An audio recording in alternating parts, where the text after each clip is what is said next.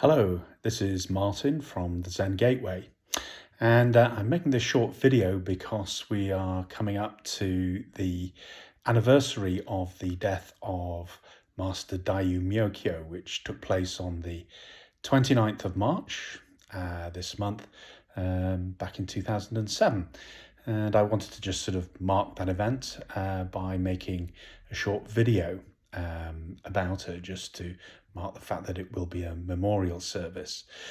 So I began training with Master Daiyu Myokyo. Daiyu, by the way, is her posthumous name. It means great oak. And the reason that the oak was chosen is because she taught in the UK, in England particularly, but in Britain. And of course, the oak is a tree from these isles that has a great mythological connection and value and symbolism as well. And as she was a person who was definitely interested in myths and legends, archetypes, and so forth, it seemed quite fitting. Myokyo was the ordination name that she was given back in 1984 by Soko Morinaga Roshi, who ordained her and also inaugurated the house left by Christmas Humphreys to the Zen Centre in London, which became known as Shoboan. So that was back in 1984. But in fact, Venerable Myokyo, she was known in life, or Master Daiyu, had returned from Japan in 1972 as a layperson. And in fact, she went there in 1960. The training there began, her Zen training proper there, in the small little temple for foreigners run by Ruth Sasaki. And Ruth Sasaki was the widow of Sokean, who's collected works, the Zen I, is very difficult to get hold of now. I've referenced it many times in talks, and there are various articles on sermons that he wrote also on the Zen Gateway website. Anyway, so she did a year or so, I think, there from about 1960 onwards.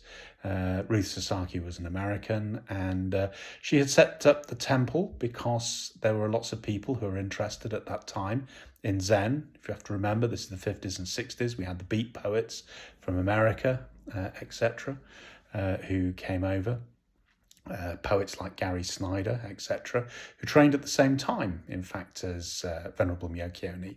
They both did know each other, and they both trained under her first major teacher in the training Sodo, who was Master Sesso. So she trained under him from 1960 to 66. He died, and then she had her second teacher, the formidable Sojun Roshi. Two very different people, as she always said. She said Master Sesso really had a gold on his lips, meaning that he was very sweet and a very openly warm a person, which didn't mean that he couldn't be very fierce as well. Of course, he was a Zen master after all.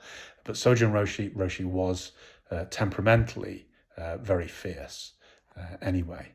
So, which is interesting because it shows that the Zen training is not about turning everybody into the same thing. As Myokyo used to like to say, this isn't Zen training isn't a sausage machine. It's not about putting in the sausage meat at one end and then it produces identical sausages. When you turn the handle, this isn't what Zen does. What it does is it clears out the attachments to I, but the temperament, the personality that is there anyway, if you like, shines through. Of course, that's part of the nature of these compounded beings, if you like. Anyway, so she started her training under Master Sesso after she'd done an inaugural couple of years, a year or so, at Ruth Sasaki's temple, and then graduated onto Sojun Roshi, and finally finished in 1972, coming back to the UK, which is where she continued to live until she died. And she herself obviously originally was Austrian, comes from a very rural part of southeast Austria, an area called Styria. And she always said that this part of Austria was stuck 300 years in the past, and she always used to joke that she was 300 years old, meaning that not much had changed since then. But she was very clear that these were people who, may not have been brilliantly educated necessarily. They're very rustic, but they were very close to the earth, and this was something that she herself had. She without any vulgarity at all. She was very cultured, in fact, but she had an earthiness and a solidity to her as well. And she has to be one of the, if not the, most remarkable person that I've ever met. Sort of person that, in her presence, you have this sense of an aura, quite literally, that used to come off her. And it would be one of strength. It was an aura of rootedness and strength, like a mountain that could sit there. And I remember, I obviously had formal training under her for many, many years. She could look at you literally without blinking. And she also had this amazing ability that, when I go in to see her, my mind might be sort of full of all sorts of problems, and I'd sort of sit down. And she would sort of say, "So how's it going, Martin?" And I would sort of open my mouth to speak, and it would all just melt away. And this is what I mean about an aura. You would just sort of sit here, and it's not often I've met somebody who has a physical impact just being in their presence. But it's a very real thing. It's a very real thing.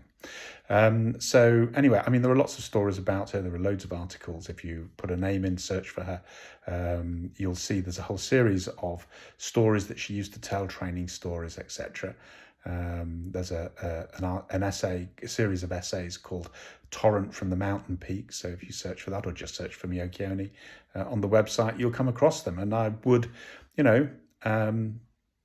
suggest strongly that you go and do that. There are some great stories there, and some real 300-year-old wisdom. So enjoy. So on this day, 29th of March, myself, I put my hands together, and so do all her students, and bow in gratitude, in deep gratitude for the great effort that she made.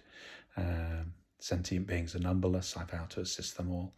The passions are manifold. I vow to gentle them all. The Dharma gates are many. I vow to learn them all. And the Buddha's way is supreme. I vow to walk it to the end. Thank you.